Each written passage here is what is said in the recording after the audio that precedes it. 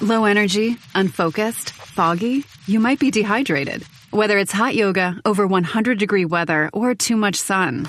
Gatorlight, with a specialized blend of 5 electrolytes, was scientifically designed to help move fluids into the body faster for rapid rehydration. Shop now at retailers nationwide. Gatorlight hydrates faster than water. Is it in you? Symptoms noted are signs of mild to moderate dehydration. Consult a healthcare professional if symptoms persist. The new LinkedIn Hiring Pro can't undo your last hire, the no-show. Who set you back because they didn't show up on day 1, or day 2, or ever again. And now your product launch is delayed because you're talking to alien abduction podcasters to track them down. But LinkedIn Hiring Pro can help make sure your next hire sticks. In fact, businesses who use LinkedIn are 24% less likely to reopen a role in the next 12 months. Hire right the first time with LinkedIn Hiring Pro. Post a free job today at linkedin.com/quality. This message is brought to you by Apple Card. Shave ice by the beach.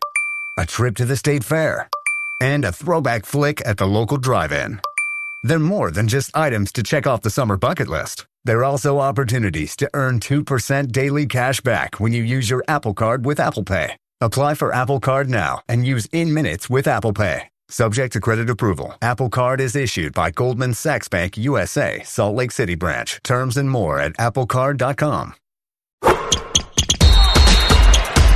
From the Fifth Quarter Studio in Madison, Wisconsin, you're listening to the Coaching Youth Hoops Podcast. They're playing basketball. Here's our hosts, Steve Collins, and Bill Flitter. All right, welcome to September. Like September. It's the best time in Wisconsin, isn't it, Coach? It's beautiful. Starting to get beautiful. Leaves starting to change a little bit. Fall is in the air. Football season is right around the corner. I know school started, so that's why Coach is taking over the podcast today and the next couple podcasts, because school starts, and it's always hard when school starts for me. But anyway, so before we jump in and talk ethics and sports, I'd like to give a big shout out to our sponsors, right, Coach? Yeah, absolutely. Coaches, go check out Coaching Youth Hoops. It's that time of the year. You're doing your basketball planning, right? A lot of basketball starts in October for a lot of the leagues, CYO leagues, YMCA, etc. So fall basketball here in the States anyway. Go check it out. Coaching Youth Hoops. Literally everything you need for your season. Yep. Complete practice plans. If you already have a practice plan but want to create some supplements for maybe rebounding drills, there you'll find that there as well. So everything from A to Z. Yeah. Stop doing your research. If it doesn't have it, you don't need it. It's kind of like Fleet Farm in Wisconsin. If they don't have it, you don't need it. You can buy everything from underwear to groceries to a tractor, everything. Yes. So if it's not there. And then we're going to talk a little bit about something you and I have been working on that's kind of new, Coach, right? Yeah. So AI stuff, right? Yeah, AI stuff. Yeah. So coaches, go check it out at coachingyouthhoops.com/AI. We're launching a new tool in the fall. So get signed up. We're looking for some testers on this tool. We already have quite a few people signed up, ready to give it a whirl, but doesn't mean your name's not on that. You're going to want to get on that list. It will save you a tremendous amount of time and give you a tremendous amount of insight into what to do with your team, how to what to practice on based on actual game results, so you can get some deep insights into the performance of your team.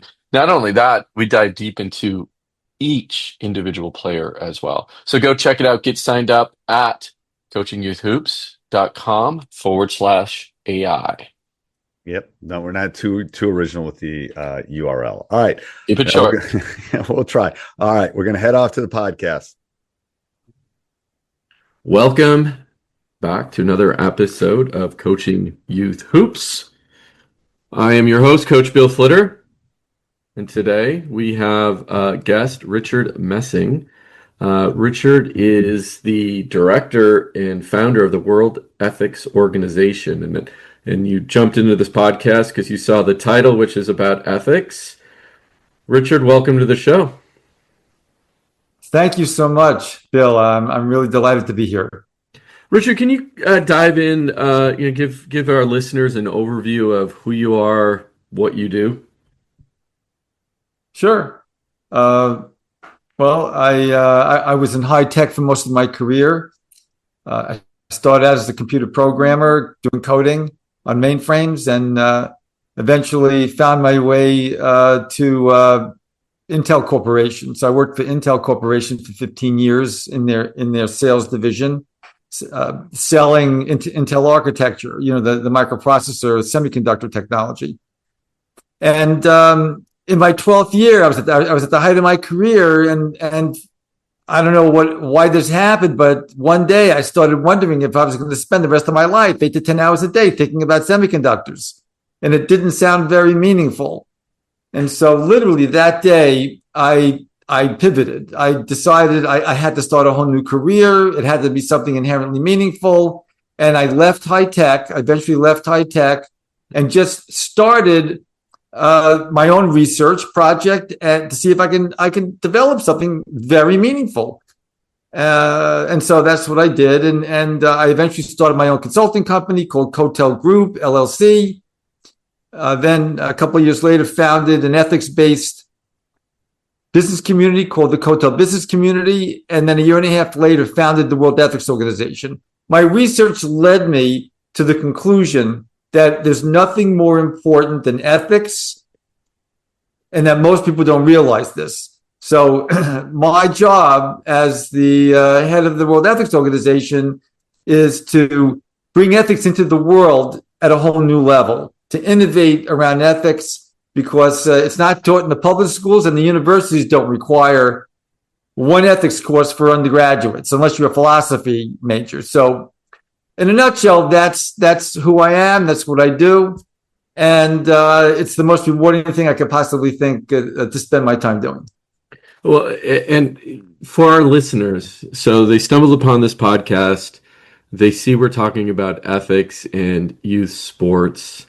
Why should they listen? What do you hope at the end of our time together that they get out of our discussion today? It's very interesting, sports. It's very interesting with respect to ethics, because from a very early age, I became exposed to the concept of sportsmanship. And, it had to do with fairness. It had to do with, even if you lose, you shake the person's hand, you congratulate the winners. It wasn't just about winning or losing.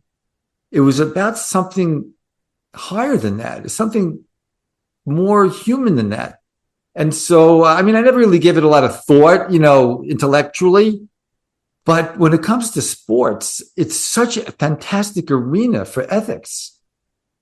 It has, if you don't have ethics in sports, you don't have sportsmanship.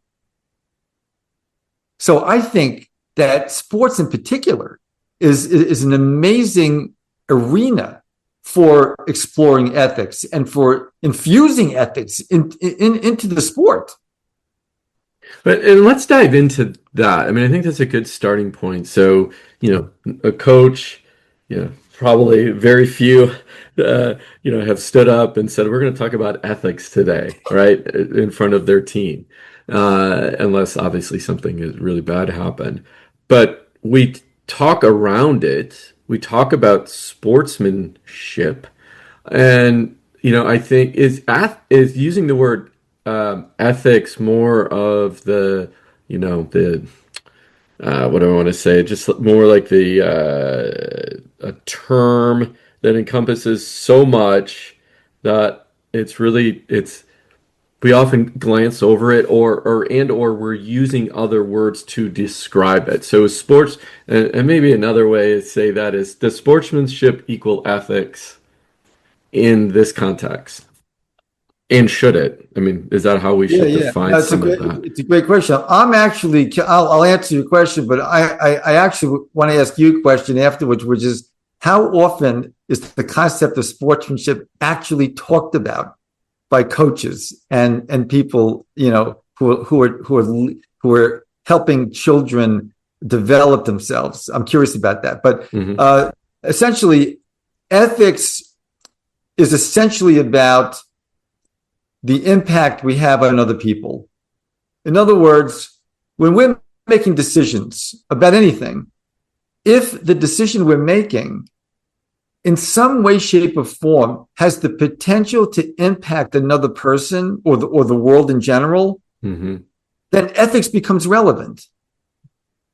How we treat each other, I think, is the most important thing to most people beyond survival, beyond, just our basic needs for food, clothing, shelter. After that, it's like, we whether we think about it or not, we're very, very hypersensitive about how people treat us, how people impact us, and how our behavior impacts other people. That's what ethics is all about. Ethics is about developing a highly nuanced code of conduct so that when we are interacting with other human beings, we're doing it in a way that has the best impact possible. That is, if you're an ethical person. If you want to be an ethical person, you want to have the most favorable impact and influence on other people as you possibly can. And the field of ethics is all about how to make that happen, or how to avoid the opposite, how to avoid making decisions and acting in ways that cause harm. Yeah, no, that's good. Yeah. That applies to every field, right? Wherever you interact with people, that applies.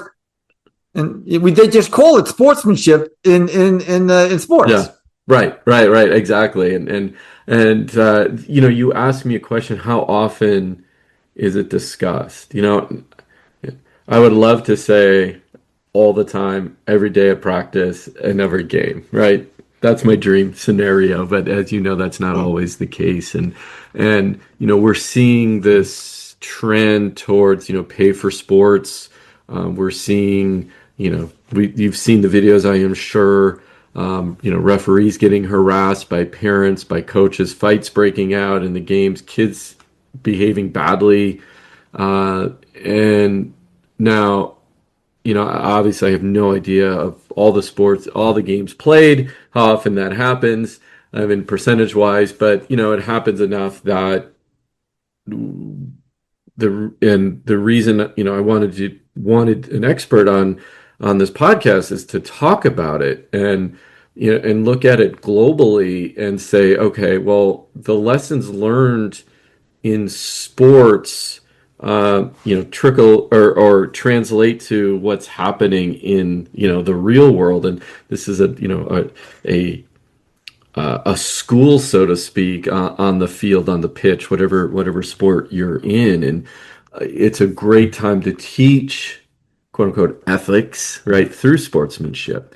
Now, for me personally, the listeners on this podcast, they know, we talk about, we call it the, red dot, right? And we built a framework around, the idea of sportsmanship and ethics. We don't call it that. I think if I said ethics to the kids, they would roll their eyes and, they would be, they tune me out. But the idea of sportsmanship. The reason they would tune you out is because they never took a course in the subject. They really don't know what it is. Well, and think about, yeah, exactly. No, and that's true. But also think about the young people, right? They're not exposed to, you're right, ethics. And yeah, and so it's actually, there's obviously so many paths we can go down. Ethics, when we were doing our pre-interview, we talked about ethics as it's related to religion. And and I'm really curious, if you have a believe in a higher being, are you more likely to be more ethical, right? That's a question for you. I don't know, in your research, does that correlate? And we'll come around to why I'm asking that. Well, I actually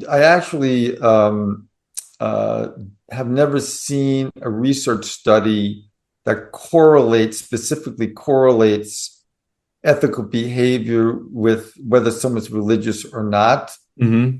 However, there is a tremendous amount of evidence that people who are religious are happier than people who aren't.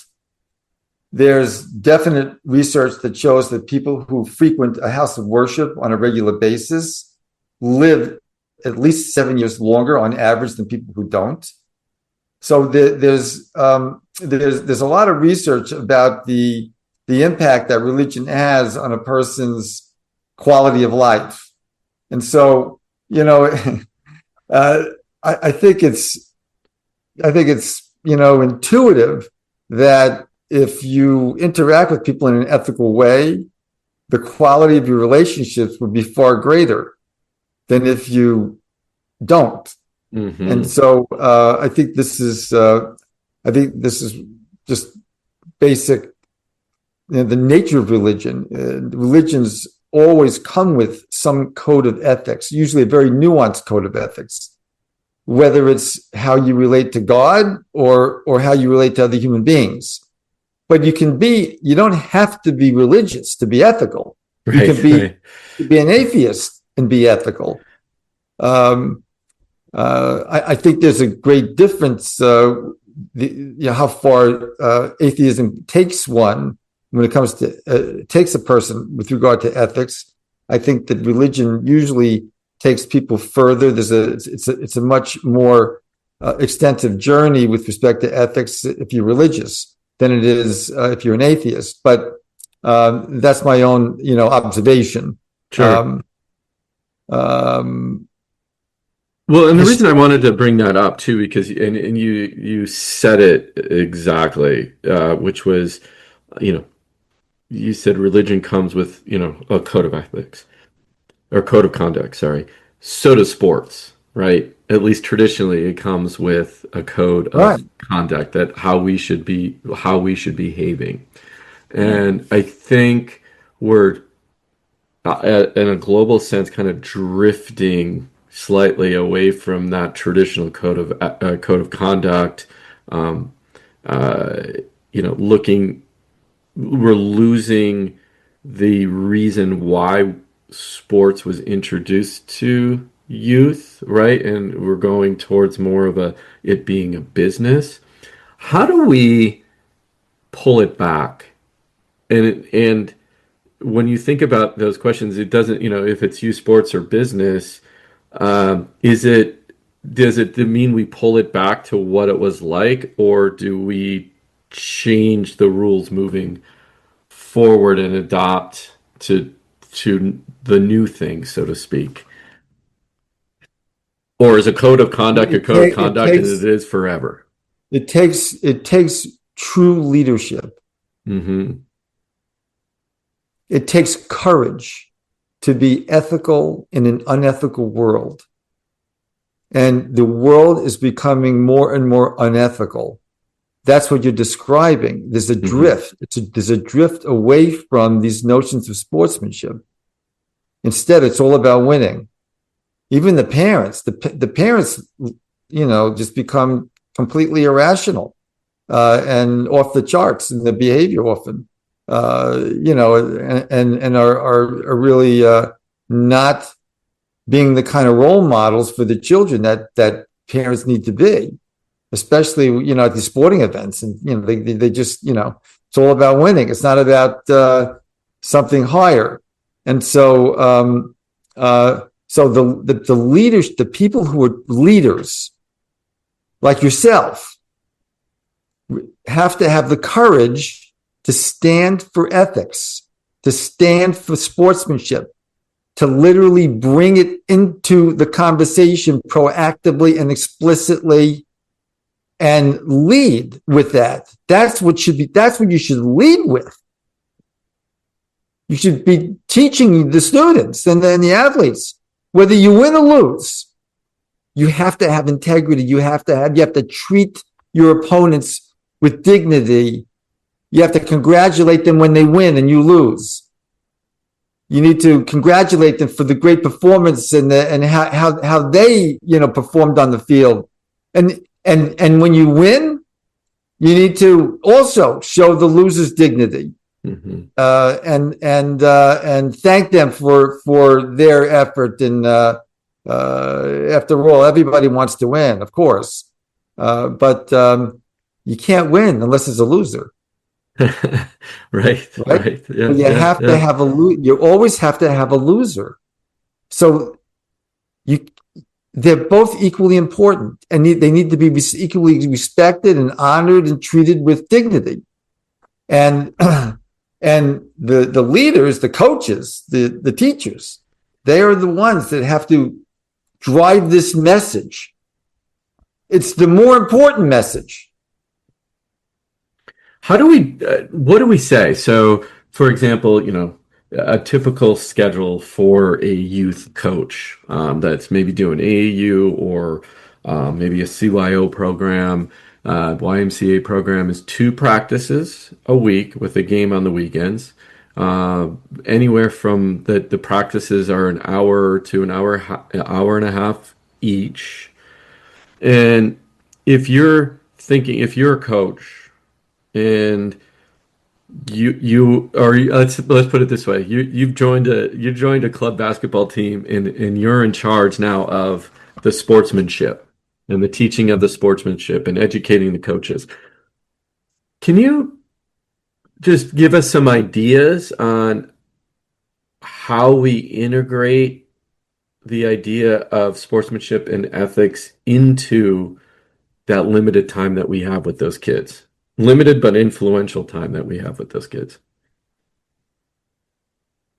How might you go about doing that? I would make if I was a coach, what I would do is I would make it my business and make it a practice to before we start a practice session. I would mention it. I would mention it, that this is not, that what we're doing is not just about winning. We're doing something that actually is very human. And even if we lose, whether we win or lose, we have to bring sportsmanship into what we're doing. And that means interacting and dealing with our opponents with dignity and respect. And so after the game is over, I don't care whether you win or lose. You need to walk up to the opposing team, congratulate them, thank them. Even if they lost, you should tell them they did a great job. It was a real fantastic game. Thank you very much for putting your heart and soul into this. And this time we won. Maybe next time we won't win. But we each put our full effort into it, and that's what's important. And so, you just have to keep reminding kids that this is even more important. This is even more important than just winning.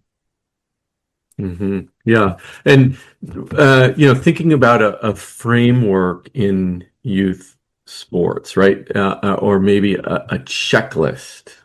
Okay, just kind of summarize that maybe into 3 things that would be on that checklist. If I have this concept of a youth sports ethics checklist, right, or sportsmanship checklist, what do you think those 3 things might be on that list, that for sure these are the 3 things I'm going to communicate over a practice, over a season? Low energy, unfocused, foggy? You might be dehydrated. Gatorade Zero powders have been scientifically designed to help improve hydration balance in the body. With a clinically proven electrolyte blend and no artificial colors or flavors. Great tasting hydration no matter where you're going. Shop now online or at retailers nationwide. Gatorade hydrates better than water. Is it in you? Symptoms noted are signs of mild to moderate dehydration. Consult a healthcare professional if symptoms persist. The new LinkedIn Hiring Pro can't undo your last hire, the no-show. Who set you back because they didn't show up on day one, or day two, or ever again. And now your product launch is delayed because you're talking to alien abduction podcasters to track them down. But LinkedIn Hiring Pro can help make sure your next hire sticks. In fact, businesses who use LinkedIn are 24% less likely to reopen a role in the next 12 months. Hire right the first time with LinkedIn Hiring Pro. Post a free job today at linkedin.com/quality. You ask yourself the question: How did I treat my opponents? How did I treat them? Number one. Number two, when the game was over, what did I do? How did I interact with my opponents when the game was over? Did I gloat and because I won, or did I show respect to the opponent? So that's number two. Number three, did I thank my opponent for a great game and for giving us an opportunity to compete and to better ourselves, through this competition? And so I would off the top, that those are the three things I would probably emphasize. Mm-hmm. Yeah. And let's talk about some, scenarios that might happen in a game, right? So I disagree with the call from the refs. Okay. There's, the right way to handle it and the wrong way to handle, a question. Where do I draw the line when I'm not being ethical in that particular situation? Or when do I cross the line?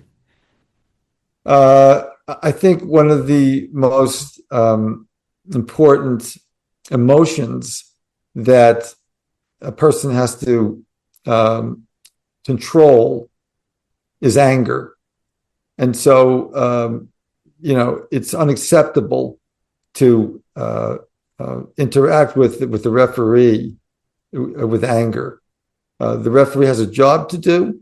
There are rules to follow, and being angry. And I mean, you can feel angry, but there's a difference between feeling angry and expressing anger in such a way that disrespects another person. Again, it's all about the impact we're having on the other person. And so everyone needs to be treated with absolute respect and dignity. The referees, the opposing team, etc. And the coaches and the leaders have to demonstrate this. You see right. these coaches screaming at the referees, and calling them names and whatever. This is absolutely an abomination. It's the worst thing you can do as a role model for the children. And I don't want to. Well, let me see if I can paraphrase this.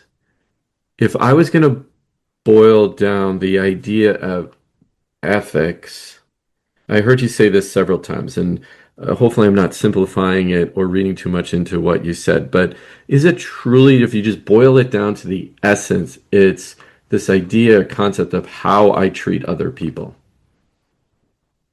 I think so. Mm-hmm. I think that's what it boils down to, literally. How I treat other people. What I do and act when I'm interacting with other people, what is the impact I'm having on them? Mm-hmm. That's what we should be caring about. Well, don't we care about the impact other people have on us? Don't we want other people to treat us with dignity and respect and ethically? Yes. And when they don't, we hate it. It gets under our skin. We can't tolerate it when people treat us unethically. And so, so we need to, if we want to be treated ethically, we have to treat other people ethically, and make that a priority. So, the World Ethics Organization, our mission our mission statement literally says that, I'll actually read it to you. The mission of the World Ethics Organization is to champion ethics as the cornerstone of human interaction by serving as a collaborative resource for organizations and individuals that cultivate human flourishing. Sports should cultivate human flourishing. Yeah. You see, when you see a great performance on the field, you see athletes really putting in a great performance. They practiced, they prepared, and then you see this great performance. It's a wonderful thing. It's a wonderful thing. But if they're treating each other, they're mistreating each other, they're breaking the rules, they're cheating, and and it becomes an abomination. It's the opposite. And so the ethics is the cornerstone of human interaction. And so that's what the World Ethics Organization champions, is that concept. Mm-hmm. And a coach should also champion that concept, that ethics, sportsmanship is the cornerstone of human interaction in sports. Without sportsmanship, and then you have to talk about what that means. What does that mean, sportsmanship, right? And that requires a conversation. You need a teacher. You need a coach who can teach. By definition, a coach is a teacher. Right. Yeah. Which is different than a trainer. That's right. Trainers are different than coaches. Yeah. I totally agree. Yeah, absolutely.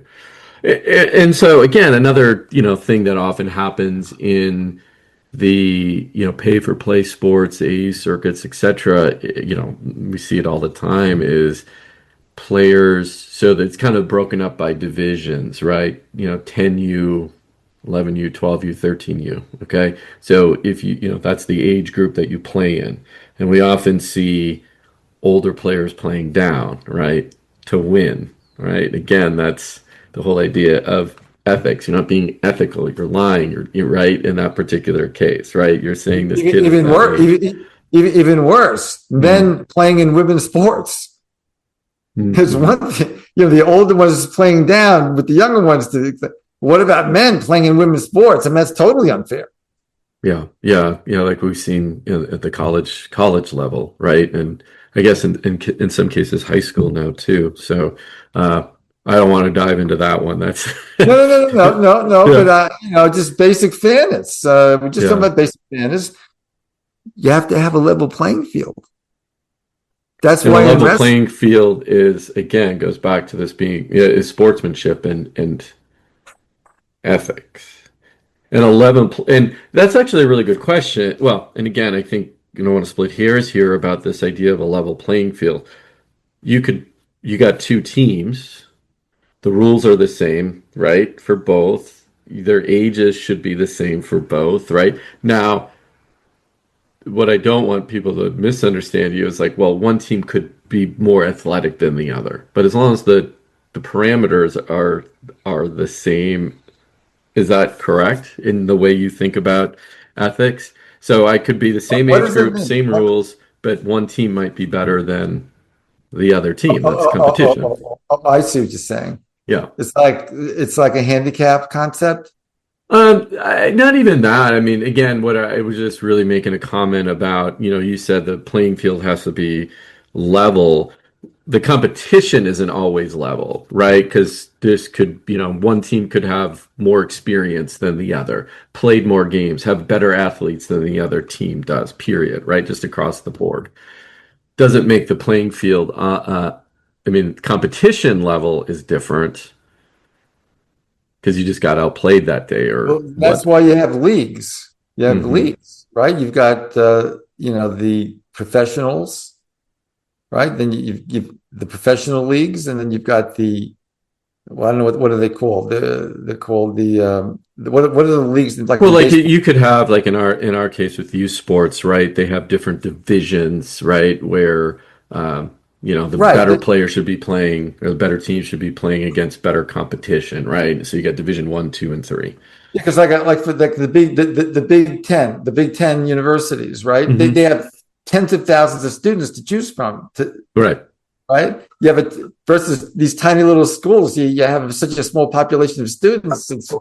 It's very difficult to build an equivalent team, because you have so few students to choose from. So that's why that's also a question of fairness. Absolutely. Yeah. And I want to change the subject here a little bit, looking at, and I don't know, and I'm just curious. I'm going to ask it. Technology and AI. How does that play into all of this, challenging ethics and, particularly in youth sports? And I know you haven't given a lot of thought to, youth sports probably in the way tech is, but just in general, what's your instinct and your research say about technology and AI and ethics? Or even your thoughts, your opinions on that. As it pertains to sports? Yeah. Or in general, if you don't have an opinion on sports. Well, I have no idea how AI is being used in sports, but let's compare that to drug enhancement in sports. Mm-hmm. I mean, theoretically, you could say, well, let's let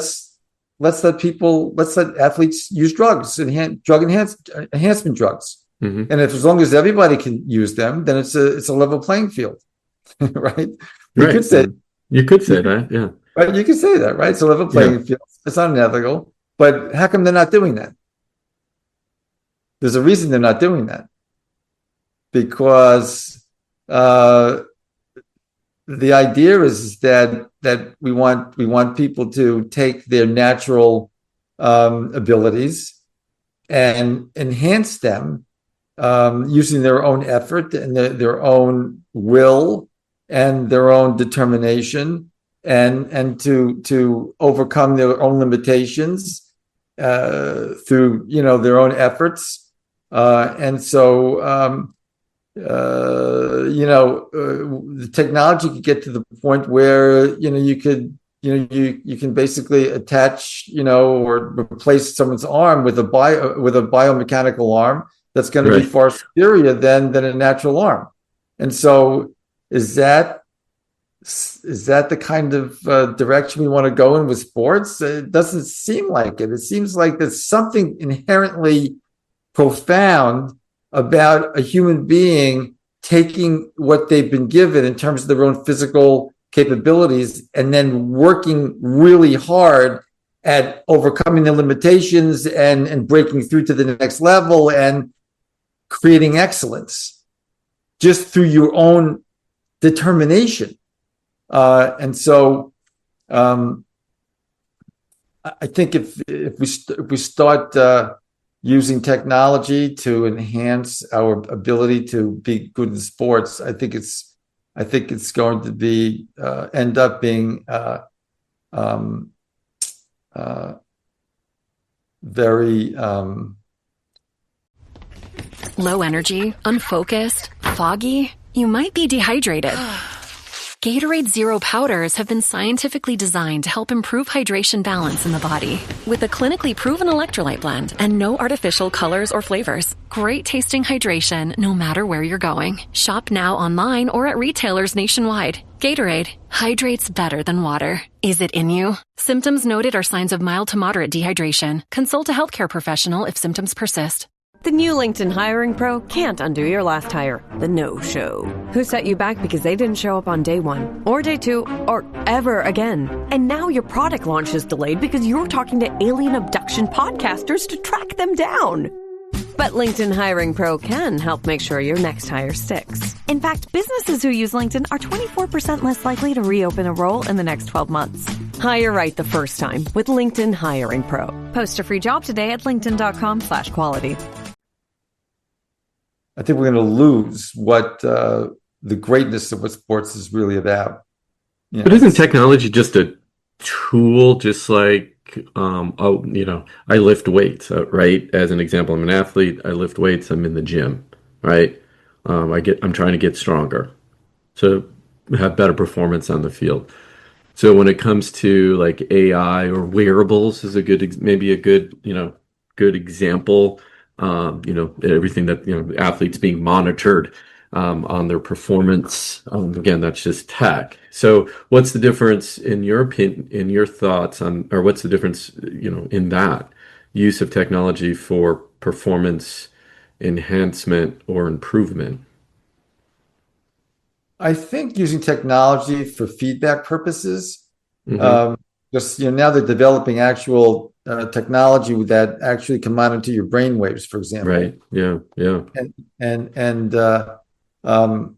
there's a lot of research that shows that the greatest athletes Mm-hmm. are athletes that, when they're performing at their best, they're completely calm. They're completely calm. They have nothing going on emotionally. They're completely calm. And so there is this concept of mastery, of mastering yourself, and technology can be helpful to give you feedback about what's happening inside of you. What's going on inside of you, and I don't think there's any problem with that. And to use that kind of technology to improve your performance. Yeah. As long as you're not implanting anything, and or taking drugs or anything like that. But the technology needs to be made available to everyone, because if only wealthy people can afford the technology, then those people are going to have an unfair advantage. And in sports, the most important thing in sports is to have a level playing field for everyone's playing on the same level playing field with the same rules, and the same. They should have the same equipment, basic equipment.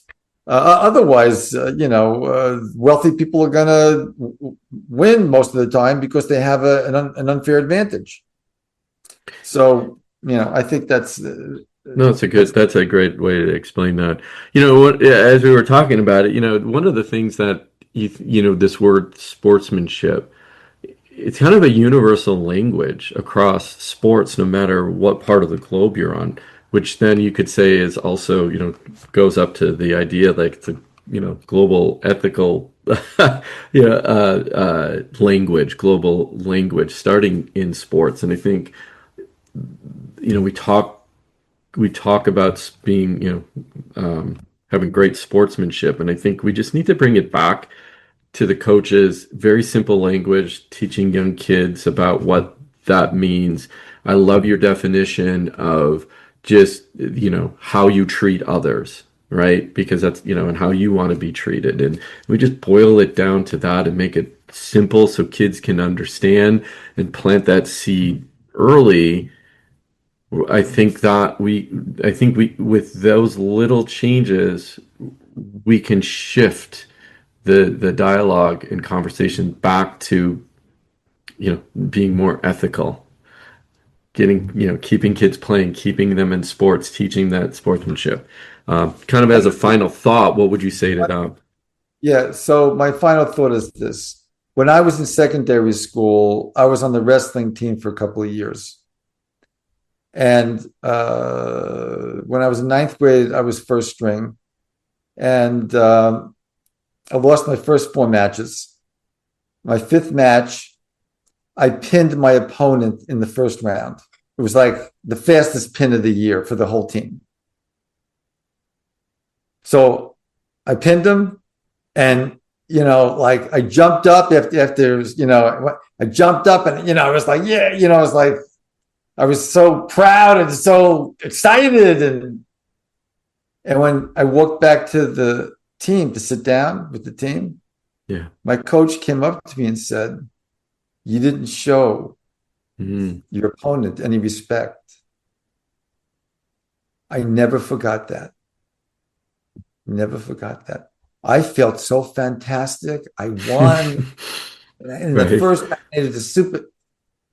I showed him no respect. That's what he said. I never forgot that. That's what a coach has to do. Not just talk about sportsmanship abstractly, but when the team player is not acting ethically, is not bringing forth true sportsmanship, the coach needs to let him know right then and there when it happens. And so I hope that's Richard, that you nailed it. I mean, that's a great example that happens all the time across every sports. We get excited and emotion, of maybe a close match, or in your case, it's like, you weren't trying to purposely disrespect him, but it's like you lost your first four and you find it like this big relief of you won, right? It wasn't, and something I always say to my kids is just act like you've been there before. We'll quietly celebrate outside, right? And not when we celebrate because, we practiced really hard that week and we achieved something, right? And it has no disrespect to the other opponent, but let's do that by ourselves. So, Richard, this has been a fantastic conversation. I think we could probably go an hour just talking about ethics and sportsmanship. I appreciate your time. And if anyone wants to learn more about your work, where can they find you? Well, you can visit our website at worldethicsorganization.org. And please visit the website and enter in your email address and your name so we can keep in touch with you. We are looking for volunteers. We're always looking for people who want to volunteer. So if you'd like to do some volunteer work, we'd love to talk to you about that. You can send us a message. You go to our contact page and send us a little message you'd like to volunteer or explore, what that would entail. And of course, if you'd like to make a gift, a financial contribution, a donation, we would very much appreciate that as well. The world is not going to become more ethical on its own. History has demonstrated this for thousands of years. People like you and me, we have to proactively bring ethics into our own sphere of influence. And if we do that, the world will become a better place. Thank you. Awesome. Great. Thank you again, Richard. Let's leave on that. That was beautifully said, and I appreciate your time and look forward to future conversations. Thank you, Bill.